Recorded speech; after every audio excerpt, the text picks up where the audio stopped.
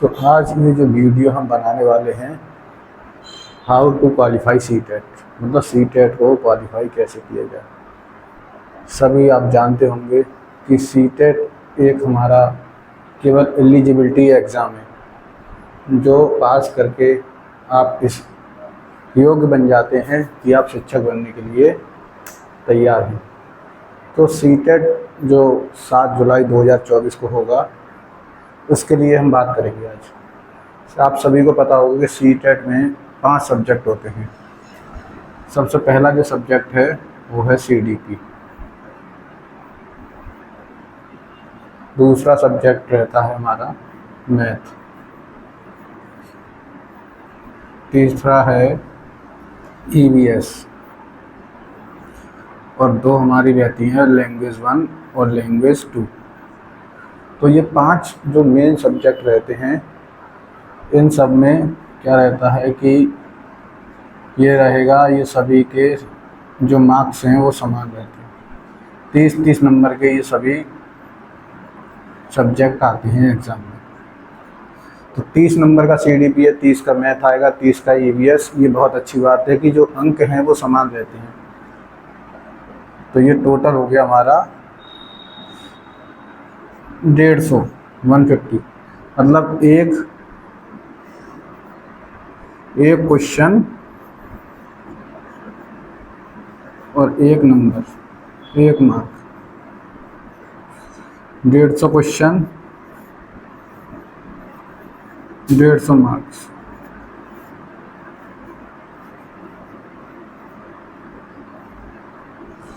एक क्वेश्चन जो रहेगा, प्रत्येक क्वेश्चन 1 नंबर का रहेगा। 150 क्वेश्चन 150 नंबर के रहेंगे। ये सभी, ये बहुत ही जनरल बात है। जो लोग तैयारी कर रहे हैं वो इस बात को जानते होंगे कि 5 सब्जेक्ट रहते हैं और 30-30 नंबर के हैं। टोटल 150 नंबर का पेपर है और 150 ही अंकों का है। तो ये कोई बहुत बड़ी बात नहीं है, ये सबको पता होगा जो तैयारी कर रहे हैं। अब मेन बात है कि इसको हम कैसे पास करेंगे। जो 7 जुलाई को होगा, आज हमारी जो डेट है वो है 22 जून। तो अभी जो बचे हुए दिन हैं, इनमें हमें क्या करना है, कैसे हमें इसकी तैयारी करनी है, कैसे इसकी रणनीति बनानी है कि हमारा ये पास हो जाए। ये सी टेट कोई बहुत बड़ा एग्ज़ाम नहीं है। जो जिन लोगों ने थोड़ी बहुत भी तैयारी की है, ठीक ठाक तैयारी कर रखी है, वो आराम से पास कर सकते हैं। लेकिन एग्ज़ाम देने से पहले एक वो डर रहता है कि एग्ज़ाम पास होगा कि नहीं होगा, मेरी तैयारी तो इतनी अच्छी नहीं है, पता नहीं क्या होगा, कैसे होगा पास। जो लोग तैयारी करते हैं उन्हें डर ज़्यादा रहता है, उन्हें ज़्यादा डर लगा रहता है। जिनकी बहुत अच्छी तैयारी है उन्हें भी कहीं ना कहीं डर रहता है कि ये एग्ज़ाम कैसे पास किया जाए, कि एग्ज़ाम से पहले हर किसी को नर्वस रहती है। तो आप सभी को पता होगा, मैं कुछ ऐसी बात बताऊंगा यहाँ पर जो आपके अंदर से आपके डर को कम करने का प्रयास करेगी। अब आप सभी को पता होगा कि 30-30 नंबर का हर सब्जेक्ट है और ये भी 2 पार्ट्स में डिवाइड रहता है। 15 नंबर का आपका कंटेंट रहेगा और 15 नंबर के आपका पेडागोजी रहती है। ऐसे ही मैथ भी 2 सेक्शन में आता है। मतलब क्वेश्चन तो लगातार 30 होंगे, लेकिन उसमें 15 नंबर के कंटेंट के रहेंगे और 15 नंबर का पेडागोजी रहेगा। तो इस तरह से हम डिवाइड कर लेते हैं इनको 15-15 का। अभी आप देखना कि कितना आसान हो जाएगा और आपको लगेगा हाँ, ये एग्ज़ाम पास किया जा सकता है। बस अपना जो है कि अपना धैर्य बनाए रखना है और अपने आप पर विश्वास रखना है कि हाँ, ये एग्ज़ाम पास होएगा। इस तरह से ये 15 नंबर का ही हो जाएगा कंटेंट और ये हो जाएगी पेडागोजी वाला पोर्शन। तो पेडागोजी के क्वेश्चन जो हैं वो आपको क्या करना है कि आपको जितने भी पुराने पेपर्स हैं, अब तक के सी टेट के एग्ज़ाम जो पिछले 3-4 साल के पेपर आपको उठाने हैं, उसमें से आपको पेडागोजी के क्वेश्चन लगाने हैं। और ये बहुत आराम से हो जाते हैं अगर आप अपना विवेक का यूज़ करेंगे और आपने जो पढ़ाई की है उसका यूज़ करेंगे। तो ये ऑप्शन एलिमिनेट करके हम इनको बहुत आराम से आंसर तक पहुंच सकते हैं। आपको बस ऑप्शन को एलिमिनेट करना है। 4 ऑप्शन आते हैं, 5 ऑप्शन आते हैं, उसमें से आपको गलत आंसर देखना है कि कौन सा आंसर नहीं होगा। सही आंसर तक तो अपने आप पहुंच ही जाएंगे। हमें ये देखना है कि कौन सा आंसर नहीं हो सकता है, जो नहीं होगा उस ऑप्शन को हम काट देंगे। इस तरह से हमें सही आंसर तक हम पहुंच जाएंगे। तो 15-15 नंबर की आप ये पेडागोजी हर पोर्शन में आती है, और जिसने अपनी थ्योरी पोर्शन नहीं किया हुआ है, जिसने तैयारी नहीं की है कंटेंट पर, अपनी थ्योरी पर जिसने अच्छे से तैयारी नहीं की है, वो इस पेडागोजी पोर्शन पे मेहनत करेगा, पुराने पेपर लगाएगा पेडागोजी के, तो बहुत आराम से आप इसको कर सकते हैं। तो 15-15 नंबर के आप करेंगे तो इसमें ये बैठता है टोटल 75 मार्क्स। 15-15 75, ये 75 नंबर ये हो गए आपके पेडागोजी के। और ऐसा नहीं है कि इसमें आप 75 के 75 भी सही कर सकते हैं। 75 के 75 सही होने के लिए आपको बहुत ज़्यादा प्रैक्टिस की ज़रूरत है, ठीक है, तब जाके ये 75 सही होंगी। अब इसमें से आप मान लीजिए आपने 60 नंबर अचीव कर लिए, 60 नंबर आप बहुत आराम से ला सकते हैं इसमें। अब ये बचा हमारा आधा बचा 75 का, 75 का बचा। अब इसमें CDP जो कि बहुत ही मेन रोल निभाती है, और इस CDP को अगर आप अच्छे से तैयार करते हैं तो उसी से रिलेटेड, उसी के माध्यम से, उसी के द्वारा CDP की ही हेल्प से ये बाकी के क्वेश्चन पेडागोजी के हो जाते हैं। आपको अलग अलग मैथ की पेडागोजी अलग से पढ़ने की ज़्यादा आवश्यकता नहीं है, ना ही EVS की। वो पेडागोजिकल बेस्ड क्वेश्चन होते हैं जो कि CDP अगर आप अच्छे से कर लेते हैं कवर, केवल CDP ही, तो ये आपके 15-15 नंबर वाले क्वेश्चन हो जाते हैं। अब यहाँ CDP आपने अच्छे से की है, तो यहाँ पर आप, मैं मानता हूँ यहाँ पर आप ला सकते हैं 10 नंबर का आराम से आप कर सकते हैं। और मैथ के क्वेश्चन ज़्यादा टफ नहीं आते। प्राइमरी लेवल का एग्ज़ाम होता है, ये मैं बात कर रहा हूँ प्राइमरी लेवल की 1 to 5th के लिए। तो प्राइमरी लेवल की मैथ, इसमें बस दिक्कत यहाँ आती है कि आपके पास टाइम नहीं बचता, क्योंकि पेपर CDP का जो क्वेश्चन होते हैं वो बहुत लेंथी होते हैं, उनको पढ़ने में समय निकल जाता है। तो समय का बहुत ध्यान रखना है आपको, क्योंकि जो टाइमिंग रहती है आपको वो बहुत ही मायने रखती है यहाँ पर। आपको CDP के क्वेश्चन, इसमें EVS के क्वेश्चन में आपको ज़्यादा समय नहीं लगेगा। अगर आपको याद है तो ठीक है, नहीं याद है तो छोड़ना पड़ेगा। ऐसे ही लैंग्वेज के क्वेश्चन है, हिंदी मान लो, हिंदी आपने ली है फर्स्ट लैंग्वेज, तो हिंदी के क्वेश्चन भी अगर आपको आता है तो आप टिक कर देंगे, नहीं आता है तो आप उसमें ज़्यादा समय, उसमें वेस्ट होने का बात ही नहीं बनती, ठीक है। तो ये दोनों टाइम सेविंग है। समय जो लगता है, एक CDP में समय लगता है और एक लगता है मैथ में। और अगर आपकी सेकंड लैंग्वेज इंग्लिश है तो इंग्लिश के क्वेश्चन भी CDP के, इंग्लिश के जो CTET में इंग्लिश के क्वेश्चन आते हैं वो काफ़ी टफ है, थोड़े से टफ होते हैं। हिंदी के मुकाबले देखा जाए तो इंग्लिश के क्वेश्चन पेडागोजिकल टफ आते हैं, क्योंकि एक तो उनकी लैंग्वेज को समझना है, लैंग्वेज समझ के फिर उसका सही आंसर। वैसे भी पेडागोजी के क्वेश्चन थोड़े सोचने समझने पर मजबूर कर देते हैं, हमें सोचना समझना होता है, उसमें सही ऑप्शन तक पहुंचना होता है। तो पहले ही उसमें सोचने की क्षमता उसमें जो लगानी पड़ती है, उसके ऊपर से फिर इंग्लिश में है तो पहले इंग्लिश को पहले सही से ट्रांसलेट करो कि उसका अर्थ एक्चुअल में क्या निकल रहा है। तो इसमें भी समय, इसमें ये टाइम टेकिंग है, इसमें भी टाइम लगेगा। और CDP में भी टाइम टेकन है, इसके भी क्वेश्चन ढूंढने में, ऑप्शन एलिमिनेट करने में, सही आंसर तो पहुंचने में बहुत समय लगता है। और मैथ में आपको समय बचा करके निकालना है। मैथ का टफ नहीं आता, तो मैथ के क्वेश्चन टफ नहीं आते, मैथ के क्वेश्चन होते ईजी हैं, लेकिन समय नहीं बचता है, तो इस वजह से वो पेपर रह जाता है। अगर आप पेपर पूरा अटैम्प्ट करते हैं, ठीक है, और आपने CDP पर अच्छी पकड़ बना रखी है, CDP को पढ़ रखा है, CDP को पढ़ने की ज़रूरत है, CDP आपने पढ़ रखी है, तो ये पेडागोजिकल क्वेश्चन ये वाले हो जाएंगे आपके। CDP पर आपने मेहनत की है तो इसमें से 75 में से आपके 60 भी आ सकते, 60 तक आ सकते हैं, और 70, 72 तक नंबर आ सकते हैं, ठीक है। तो ये नंबर आप, मैं मानता हूँ कि 60 नंबर यहाँ से CDP की हेल्प से ये लिए जा सकते हैं। और यहाँ से आपने मैथ में, अगर मैथ में बचा के रखा तो मैथ में आराम से 15 में से 15 नंबर बहुत आराम से हो जाते हैं, क्योंकि जो क्वेश्चन आते हैं वो ज़्यादा टफ नहीं होते, बस कैलकुलेशन वाले होते हैं, ठीक है। वो प्राइमरी का एग्ज़ाम है 1 to 5th तक का मैथ का बहुत ज़्यादा नहीं पूछता है, लेकिन कैलकुलेटिव होते हैं। इस वजह से कैलकुलेशन में जो इसमें समय इसलिए लग जाता है क्योंकि ये क्वेश्चन जो है मैथ के वो कैलकुलेशन वाले होंगे। ठीक है, कैलकुलेशन डायरेक्ट है। अब टाइम बचेगा, सिंपल कैलकुलेशन होगी, हार्ड नहीं होगी। टाइम बचेगा तो हम उस कैलकुलेशन को कर लेंगे। अगर यही क्वेश्चन आपके पास अगर दिए जाएँ, आपके पास 15 क्वेश्चन अगर आपको दिए जाए, 1 घंटा है, तो आप हर बच्चा एक एक क्वेश्चन इसको सही कर लेगा। लेकिन वहाँ पर एग्ज़ाम में क्या हर सब्जेक्ट होता है, ठीक है, तो समय बच नहीं पाता और इस वजह से वो आसान क्वेश्चन छूट जाते हैं।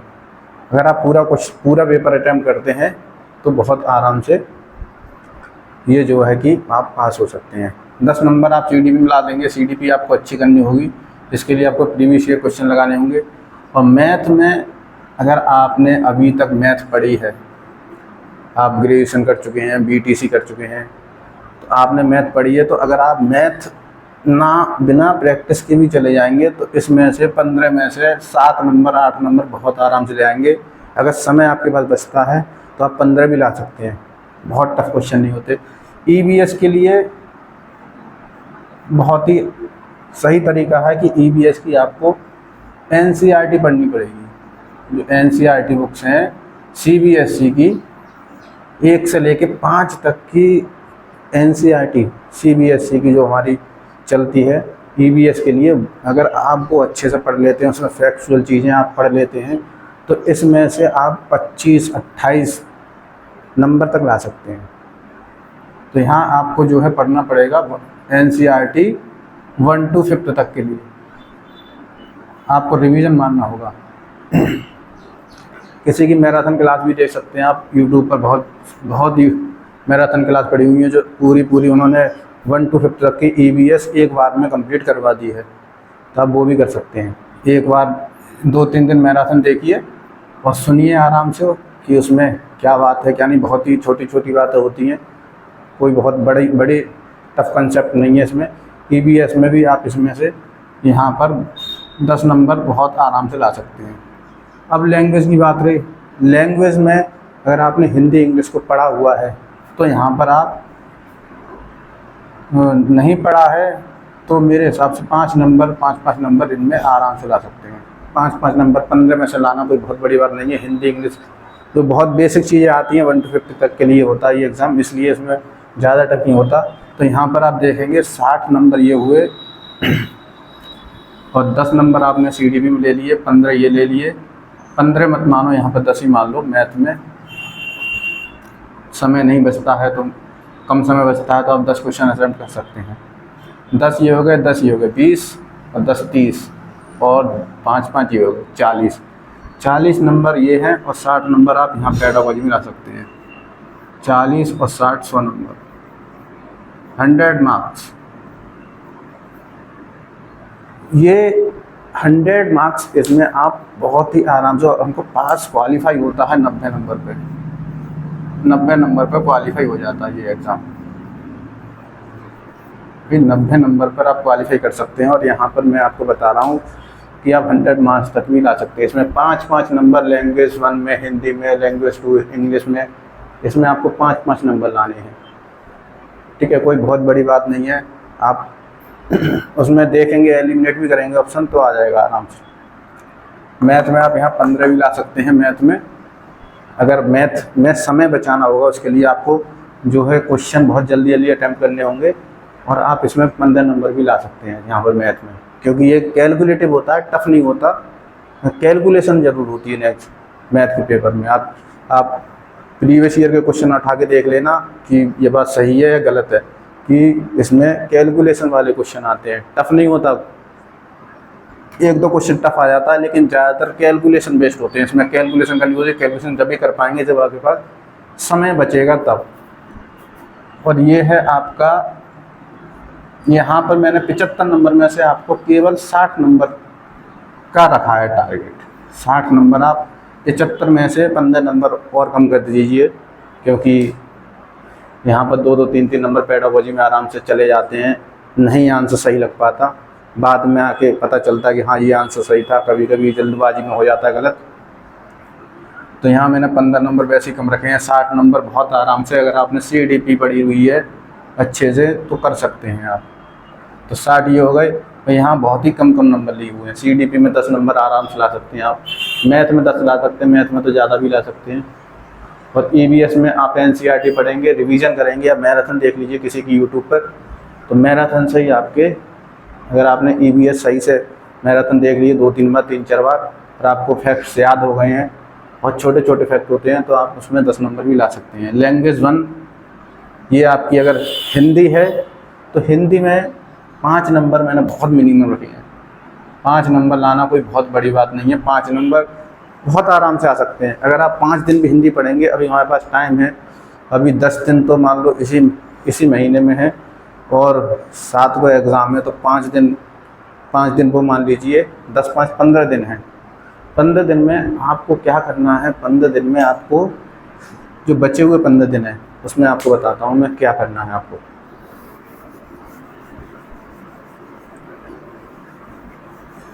सीटेट का एग्ज़ाम पास करना बहुत बड़ी बात नहीं है, लेकिन जब तक एग्ज़ाम नहीं हो जाता और जब तक आप पास नहीं कर लेते तब तक आपको डर बना रहेगा।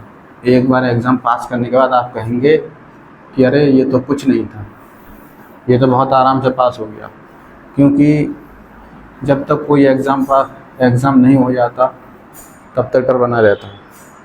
अब लास्ट के 15 दिन में करना क्या है हमें, ठीक है, जो 15 डेज़ हैं उसके लिए मैं बताता हूँ कि आपको क्या करना है।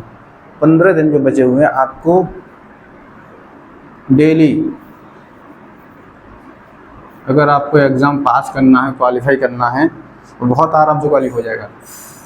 ये उन बच्चों के लिए है वीडियो जो एग्ज़ाम क्वालिफाई करना चाहते हैं, जो किसी भी कारण से पढ़ाई जो है नहीं कर पाए या ठीक तरीके से पढ़ाई नहीं चल पाई, रूटीन के साथ में नहीं चल पाई डेली, तो उनके लिए अब ये 15 दिन बहुत ही इम्पोर्टेंट है, बहुत ज़रूरी है। आपको डेली क्या करना है, डेली EVS की मैराथन क्लास देखनी है। EVS की मैराथन क्लास आप YouTube से देख सकते हैं, ठीक है। आप EVS की मैराथन क्लास किसी की भी देख सकते हैं, YouTube पे काफ़ी मैराथन क्लास पड़ी हुई है, वहाँ से आप EVS की रोज़ाना, ज़्यादा नहीं, 4-5 बार देख लीजिए, ठीक है। रोज़ अगले 4-5 दिन 2 घंटे 3-4 घंटे की क्लास होती है, 3-4 घंटे आप जो है आप देखेंगे तो समय बचेगा, ठीक है। क्योंकि पढ़ने बैठेंगे, जो 5 किताबें 1 से लेकर 5 तक की 5 किताब आप पढ़ेंगे तो उसमें समय बहुत ज़्यादा लगेगा, और वो चीज़ें भी आप कौन सी चीज़ एग्ज़ाम ओरिएंटेड होती है, कौन सी जो है एग्ज़ाम आ सकती है, वो भी ढूंढने में, वो भी समझने में समय लगता है। तो इसलिए आप मैराथन क्लास देखिए। मेरा तो यही मानना है कि EVS के लिए अगर आप मैराथन क्लास देखेंगे तो 30 में से 25 नंबर आराम से ला सकते हैं, बहुत आराम से। अगले 4-5 दिन भी अगर आप देखेंगे, 4-5 दिन भी मैराथन क्लास देखेंगे तो 30 में से 25 नंबर बहुत आराम से आ जाएंगे। और डेली आपको क्या करना है, CDP के लिए क्या करना है, CDP के लिए आपको डेली ये रोज़ाना करना है, 2 घंटे 3 घंटे। अब आपको 15 अब तक नहीं पढ़े, लेकिन 15 दिन आपको बहुत जो है सिंसियर तरीके से पढ़ाई करनी होगी। डेली आपको PYQ देखनी है, पुराने क्वेश्चंस, PYQ पिछले 3 इयर्स के देख लीजिए।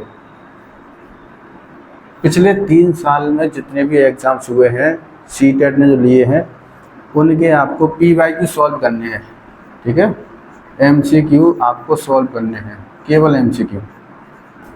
अब MCQ अगर आपने नहीं पढ़ाई की है तो अभी शुरुआत में पहला क्वेश्चन आप पढ़ेंगे तो ऐसा नहीं है आप आंसर एकदम सटीक से मार देंगे, ठीक है। धीरे धीरे आपको जब प्रैक्टिस करेंगे, इसकी ज़्यादा से ज़्यादा प्रैक्टिस करनी है। जितने भी PYQ आप जो 15 दिन में, अगले 15 दिन बचे हैं, उसमें आपको ये 15 दिन में ये PYQ कम से कम 3-4 बार ख़त्म कर लेने हैं। जितना भी समय लगे, जितना भी प्रैक्टिस कर सकें, ज़्यादा से ज़्यादा। आंसर नहीं आ रहा, नहीं मिल पा रहा आंसर, कोई बात नहीं, उसको छोड़ दीजिए आंसर को, और बाद में जब ये फिर उसका आंसर देख लीजिए कि क्या आंसर है, अगर नहीं मिल पा रहा सही आंसर तो उसका आंसर आप देख सकते हैं कि हाँ इसका आंसर ये है। जब बाद में जब दूसरी टाइम जब रिवीजन करेंगे तो उसका आंसर आप फटाक से लगा देंगे। तो ये है आपकी प्रैक्टिस, ठीक है। कुछ क्वेश्चन के आंसर आप पढ़ेंगे जब क्वेश्चन जब PYQ करेंगे तो उसमें मान लो आपने 30 क्वेश्चन करे, 30 में से अगर आप फर्स्ट टाइम पहली बार में 10-12 क्वेश्चन भी कर रहे हैं तो बहुत बड़ी बात है, बहुत अच्छी चीज़ है कि 10-12 क्वेश्चन आप बिना ज़्यादा मेहनत के आप निकाल पा रहे हैं। तो फर्स्ट और सेकंड टाइम में जब आप करेंगे तो वही आंसर 20 नंबर तक पहुंच सकता है। CDP में ये कर सकते हैं। और मैथ के लिए आपको अभी कैलकुलेशन पर फोकस करना है। इसके लिए कैलकुलेशन के लिए आप PYQ सॉल्व कीजिए। प्रीवियस ईयर के जो CTET के मैथ के पेपर हैं वो आप सॉल्व कीजिए। उससे क्या रहेगा, उससे ये रहेगा कि आपको एक तो एग्ज़ाम ओरिएंटेड क्वेश्चन मिलेंगे, क्योंकि वही क्वेश्चन आपको उसी टाइप के क्वेश्चन आपको एग्ज़ाम में देखने को मिलेंगे और उनकी ही आपको प्रैक्टिस करनी है। ये केवल मैथ का केवल कैलकुलेशन का एग्ज़ाम होता है, कोई ज़्यादा टफ कंसेप्ट नहीं पूछता। वही 1 to 5 1 to 8 तक की चीज़ें पूछी जाती हैं, 8वें तक की इसमें मैथ में कैलकुलेशन वाला पेपर है, ठीक है। अब लैंग्वेज 1 के लिए और ये रह गया लैंग्वेज 2 के लिए। तो मेरे हिसाब से यहाँ पे EBS का मैराथन पर डे देखेंगे तो 25 नंबर तक यहाँ तक ला सकते हैं, गारंटेड बता रहा हूँ। अगर आपने मैराथन देखनी 3-4-5 बार तो इसमें 25 नंबर आराम से आ सकते हैं। लेकिन ये आपको मैराथन बहुत सिंसियर तरीके से देखनी है, एकांत में बैठ के, कोई डिस्टर्बेंस नहीं, पूरा फोकस रहना चाहिए क्या हम पढ़ रहे हैं उस पर। और CDP जो बचे हुए 15 दिन है आपको रोज़ 3-4 PYQ के सेट लगाने हैं CDP के, वो आपको करना है। और यहाँ से भी आप नंबर मान लीजिए 20 नंबर से 25 नंबर तक आराम से ला सकते हैं, बहुत आराम से CDP में आ सकते हैं। मैथ का कैलकुलेशन का है, मैथ में बस यही कहूँगा कि समय बचा करके रखना है। मैथ के लिए 30 क्वेश्चन होंगे, 30 क्वेश्चन के लिए कम से कम समय जो होना चाहिए 30 मिनट तो होना ही चाहिए, और ज़्यादा से ज़्यादा 40 मिनट 45 मिनट जो भी मिले। कैलकुलेशन का एग्ज़ाम है मैथ का, इसमें आपकी कैलकुलेशन फास्ट होगी तो हर एक क्वेश्चन सॉल्व हो जाएगा, क्वेश्चन टफ नहीं होता है। और आराम से आप इसमें भी 25 नंबर बहुत आराम से ला सकते हैं, बहुत ही आराम से ला सकते हैं, क्योंकि कैलकुलेशन का एग्ज़ाम मैथ का। लैंग्वेज 1, अब आपने हिंदी की या इंग्लिश की किस तरह की तैयारी कर रखी है, मैं मान के चलता हूँ कि हिंदी आपकी बहुत ही, हिंदी और इंग्लिश सेकंड लैंग्वेज जो रहती है वो इंग्लिश रहती है। ऐसा नहीं है कि सेकंड लैंग्वेज इंग्लिश ही रहेगी, आप ऊपर नीचे भी अब जो आपने एग्ज़ाम फॉर्म में सेलेक्ट किया होगा एप्लीकेशन फॉर्म में, वो अगर आपने फर्स्ट हिंदी रहेगी सेलेक्ट किया तो हिंदी करना है। और यहाँ पर एक बात बता दूँ कि ये बात आपको ध्यान रखनी है कि आपने एप्लीकेशन फॉर्म में लैंग्वेज फर्स्ट में हिंदी भरा था और लैंग्वेज सेकंड में इंग्लिश भरा था।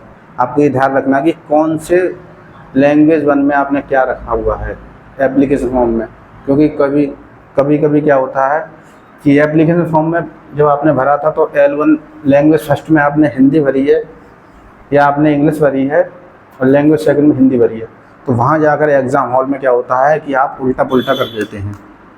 इस चीज़ से बचना है, ये बात पेपर से पहले जाने से पहले ध्यान रखनी है कि आपने लैंग्वेज 1 में कौन सी लैंग्वेज सेलेक्ट की थी। तो हिंदी और इंग्लिश के लिए अगर आप CDP अच्छे से ये यहाँ पर करते हैं, CDP की तैयारी PYQ करते हैं और पेडागॉजी के क्वेश्चन आप इसमें सॉल्व करते हैं, तो 15 नंबर आप आराम से पेडागॉजी और कंटेंट के मिला के ला सकते हैं आराम से, 15 नंबर हिंदी में।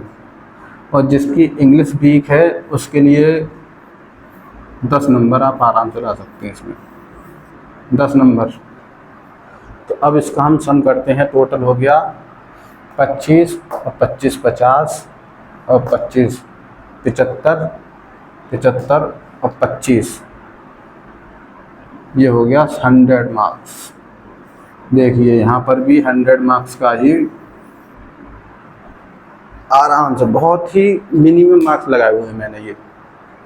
इतने मार्क्स लगाएं कि आप आराम से अचीव कर सकते हैं ये और आराम से अपना एग्ज़ाम क्वालिफाई कर सकते हैं। और इसमें भी अगर 100 नहीं आ पा रहे हैं, 2 4 5 नंबर 6 नंबर 8 नंबर कम भी हो जाते हैं, तो ये मान लीजिए 92 94 इतना तो आप आराम से ला सकते हैं, बहुत ही आराम से। अगर अभी तक आप किसी बच्चे ने अभी तक किसी ने पढ़ाई नहीं की है और वह चाहता है कि अब तक मेरी पढ़ाई ठीक से नहीं हो पाई, बीच बीच में रुक रुक के पढ़ाई हुई है, लगातार पढ़ाई नहीं हुई है और उसे अभी एग्ज़ाम क्वालिफाई करना है, तो उसके लिए यही रणनीति रहेगी सही, बिल्कुल सटीक, कि अब जो 15 दिन बचे हैं, अब तक नहीं पढ़ पाए कोई बात नहीं, अब जो 15 दिन बचे हैं उनमें आपको डेली EVS की मैराथन क्लास रोज़ सुननी है, रोज़ पूरी क्लास सुननी है। यूट्यूब पे काफ़ी क्लासेस पड़ी हुई हैं मैराथन की, आप किसी की भी मैराथन क्लास सुन सकते हैं EVS की NCERT वाली 1 to 50 तक की। एक मैराथन क्लास आपको सेलेक्ट कर लेनी है और उसी का रिवीजन करना है बार बार 3-4 बार रिवीजन करेंगे। इधर उधर भटकने से कोई फ़ायदा नहीं है। अभी तक अगर नहीं पढ़ पाए हैं तो मेरी बात मानिए, 15 दिन में आप खुद कहेंगे, 15 दिन के बाद जब एग्ज़ाम होगा, रिजल्ट आएगा, तो आप कहेंगे हाँ ये रणनीति जो है काम करी है सर मेरे लिए।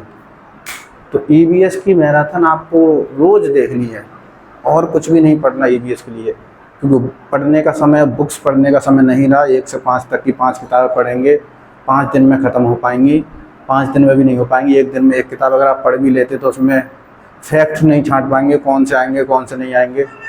और 5 किताबें 15 दिन में एक बार ही आप पढ़ पाएंगे। लेकिन वही आप जो निचोड़ होता है EVS का, वो मैराथन क्लास में अच्छे से बताते हैं टीचर्स, उसको आप पढ़ सकते हैं, उसको आप रिवाइज कर सकते हैं मल्टीपल टाइम और बहुत आराम से 4-5 बार, जितनी बार, कम से कम, ये मिनिमम टाइम है, कम से कम 4-5 बार तो आपको देखनी ही है क्लास, अधिक से अधिक 7 बार 8 बार 10 बार, जितनी बार, जब तक आपको फैक्ट्स रिवाइज ना हो, जब तक आपको फैक्ट्स याद ना हो, तब तक आप कर सकते हो। EVS का एग्ज़ाम, EVS का जो पेपर आता है CTET में, वो NCERT से बाहर नहीं आता। NCERT की आप देखेंगे तो आराम से पास कर सकते हैं, NCERT से बाहर बिल्कुल भी नहीं आता है। इसलिए मैं इस पर बार बार जोर दे रहा हूँ, क्योंकि यहाँ से आप 25 नंबर, मिनिमम 25 नंबर बहुत आराम से ला सकते हैं EVS में। और CTET, अब रही बात CTET में जो CDP का पोर्शन है, CDP का, अब तक अगर आपने CDP नहीं की है तैयार अच्छे से, तो इसमें दिक्कत आ सकती है, क्योंकि CDP समझने वाला सब्जेक्ट है। इसमें आपको अपने विवेक के अनुसार आंसर देना पड़ रहा है। तो यहाँ पर मैं यही कहूँगा, आप 15 दिन बचे हुए हैं, ज़्यादा समय भी नहीं बचा, कि आप CDP का अगर केवल सिलेबस करने बैठेंगे तो पूरा नहीं हो पाएगा CTET के लिए।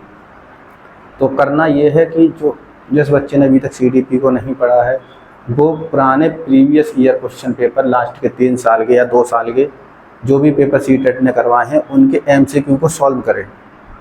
चाहे आंसर देख के सॉल्व करो, चाहे आपको खुद आंसर आ रहा हो तो वहाँ पे टिक कर दीजिए, नहीं आ रहा तो आंसर देख के आप सॉल्व कर सकते हैं। उससे फ़ायदा ये रहेगा कि आप जब उनका प्रैक्टिस करेंगे, बार बार PYQ की प्रैक्टिस आप करेंगे, PYQ की प्रैक्टिस आपको जो करनी है वो मल्टीपल टाइम्स करनी है। तो आप इसकी प्रैक्टिस यहाँ पे करेंगे, पिछले 2-3 साल के पेपर की लगातार प्रैक्टिस करेंगे, तो आपको आंसर, आपके अंदर एक समझ विकसित हो पाएगी कि किस तरह का क्वेश्चन है, किस तरह की सिचुएशन है, और उसमें क्या आंसर सही रहेगा। ठीक है, तो ये समझ का, CDP समझ वाला सब्जेक्ट है। यहाँ पे आपको अपनी समझ के अनुसार, सही सिचुएशन के अनुसार क्या टीचर को करना चाहिए, उस तरह के क्वेश्चन आते हैं। तो यहाँ पर आप अपनी समझ के अनुसार समझ विकसित कर सकते हैं। समझ कैसे विकसित होगी? वो समझ विकसित होगी PYQ के क्वेश्चन सॉल्व करके। आप PYQ के क्वेश्चन सॉल्व करेंगे, MCQ सॉल्व करेंगे, अपना आंसर अपने अनुसार आंसर टिक करेंगे, फिर देखेंगे कि आंसर की में ये आंसर नहीं है, दूसरा आंसर है, तो फिर अपना करेक्शन करेंगे कि हाँ मेरे अनुसार तो ये था, लेकिन एग्जामिनर के अनुसार ये आंसर है, तो वो आंसर क्यों सही है, उसका रीज़न पता चलेगा।